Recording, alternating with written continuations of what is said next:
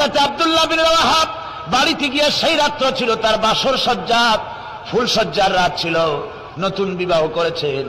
বাড়িতে গিয়া শোনেন বিবি কোরআনে কারীম তেলাওয়াত করতেছেন। হযরত আব্দুল্লাহ বলেন রুমের বাইরে দাঁড়িয়ে, বিবি রে, আমি তোমার স্বামী আব্দুল্লাহ এসেছি, আমার সালাম নাও, কোরআন পড়া একটু বন্ধ করো। রাসূলুল্লাহ আমাকে জিহাদের সেনাপতি বানিয়েছেন, আমি জিহাদে যেতেছি, নতুন বিবাহ হলো, কোনো হক তোমার আদায় করতে পারি নাই, তুমি আমাকে মাফ করে দিও আল্লাহর রাস্তে, আমার উপর কোনো দাবি রেখো না। বিবি বলে প্রাণের স্বামী, কোনোদিন আপনাকে দেখি নাই, কোন রকম একটু দেখেছি, আর আমি মদিনার এক সুন্দরী মেয়ে, আপনি আমাকে ভালো করে দেখলেন না। আমার প্রাণের স্বামী, একবার আপনি ঘরে আসেন। স্বামী বলে ওগো স্ত্রী, ঘরের ভিতরে আমি যাব না, ঘরের ভিতরে গেলে পরে তোমাকে দেখলে আমার মনের ভিতরে প্রেম ডাকবে, তোমার প্রতি আমার ভালোবাসা জন্মাবে, আমি ঘরের ভিতরে ঢুকতে চাই না।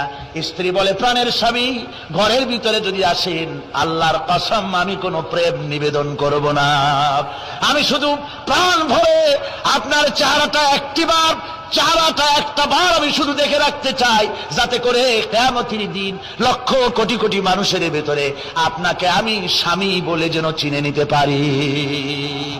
হযরত আব্দুল্লাহ বলেন ওগো স্ত্রী, যদি এই ইরাদা তোমার হয়, আর যদি তুমি ধৈর্য ধারণ করে থাকতে পারো, তাহলে কিয়ামতের দিন আল্লাহ রাব্বুল আলামিন আমি যার জন্য জান দিতে যেতেছি, ওই মাহবুদ মেহেরবান জান্নাতের ভেতরে তোমাকে আমাকে স্বামী স্ত্রী হিসাবে পরিচয় করাইয়া দিবেন।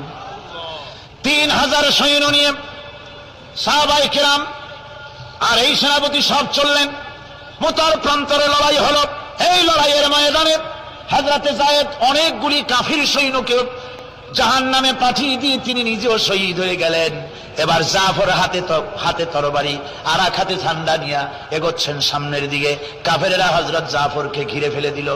আমার বন্ধুগণ, কাফেরেরা ঘিরে ধরে তরবারির আঘাত করলো জাফরের ডান হাত কেটে ঝুলে পড়লো। হযরতে জাফর এবার বাম হাতে তরবারি উঁচু করে ধরেছেন, এবার বাম হাতে কোপ দিল ওরা। এই কাটা দুইটা হাত দিয়ে বুকের সাথে হযরতে জাফর ইসলামের পতাকাটাকে জড়ায় ধরলেন। পাশের সাহাবীকে ডেকে বলেন, ও রাসূলুল্লাহর সাহাবী শোনো, আল্লাহর নবীকে আমার সালাম বলে দিও আর শোনায়া দিও, জীবনের শেষ মুহূর্ত পর্যন্ত ইসলামের পতাকা উঁচু করে রেখেছিলাম, মাটিতে পড়তে দেই নাই। আমার মনে হয় আমি এখন শহীদ হয়ে যাব, যেহেতু আমি এখন আমার নাকের ভিতরে আল্লাহর জান্নাতের সুঘ্রাণ পেতেছি। হযরতে জাফর শহীদ হয়ে গেলেন। হযরতে আব্দুল্লাহ বিন রাওয়াহা, হযরতে আবু উবাইদা দুজনে মিলে ছুটলেন ঝান্ডা ধরার জন্য। ওনারা বলেন এগিয়ে